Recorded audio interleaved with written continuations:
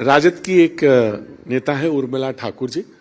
उन्होंने मुजफ्फरपुर में लालू यादव को भगवान शिव, भीष्म पितामह, भगवान कृष्ण और राम से तुलना की। उन्होंने लालू को राजनीति का भीष्म पितामह बताया। ऐसे जो भोलेनाथ, उनके खिलाफ चुनाव कैसे लड़ेंगे आप?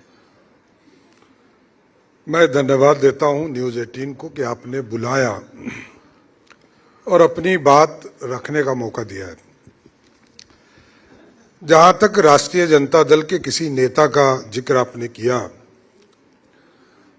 राष्ट्रीय जनता दल एक राजा की पार्टी है। एक राजा, एक रानी, 2 राजकुमार, 7 राजकुमारी। इसके बाद कोई पार्टी में लोग नहीं है, गुलाम है। तो गुलाम की बोली यही होती है, इसमें कहाँ दो मत। देखिए, जो गुलाम होगा तो बेचारा कर क्या सकते हैं। इसलिए वो भगवान बनाए, युग पुरुष बनाए, ये उनका धर्म है। उनको कुछ नहीं, कोई ऑप्शन नहीं है। एक पार्टी जिसका नेतृत्व, जो कहते थे गरीब का बेटा है, लालू प्रसाद जी 1997 में राष्ट्रीय अध्यक्ष बने और पिछले 29 वर्षों से एक आदमी पार्टी का अध्यक्ष, जो बिहार की राजनीति में एक कलंक के तौर पर, कलंक, जिस व्यक्ति पर सुप्रीम कोर्ट तक कहता हो कि ये पंजीकृत अपराधी हो, इसके बाद कुछ बचता है क्या? लूटने का आरोप हो। मतलब आप लालू जी को कोई क्रेडिट देना ही नहीं चाहते? शोषितों की, पिछड़ों की, दलितों की, देखिए, अकलियतों की, हाशिए पे लोगों की राजनीति करी। वो उनके बेटे कहते हैं कि वोट का राज का मतलब छोट का राज।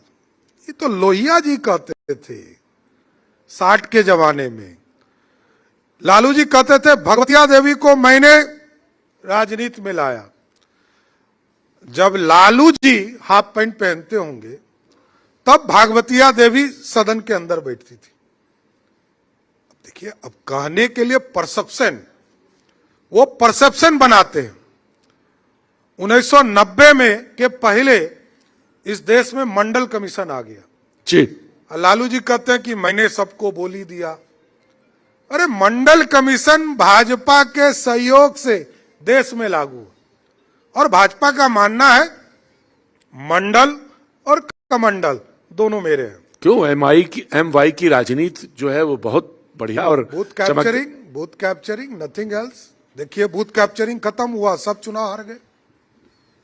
लालू जी का क्वालिफिकेशन था बूथ कैप्चरिंग से।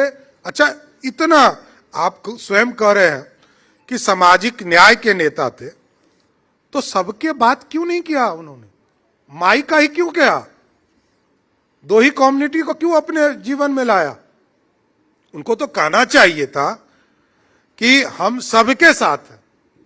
जब सारे लोग जातीय समीकरणों पे, कोई कह रहा कि मुझे सांगा सलाम कहिए, प्रणाम कहिए, तो उन्होंने एमवाई कह दिया, तो इसमें कौन सा अपराध? तो मैं कह रहा हूं भाई साहब की जिस जमाने की बात है, उस जमाने में बूथ कैप्चरिंग करके जिन निकालते थे, और तो कोई कारण ही नहीं था।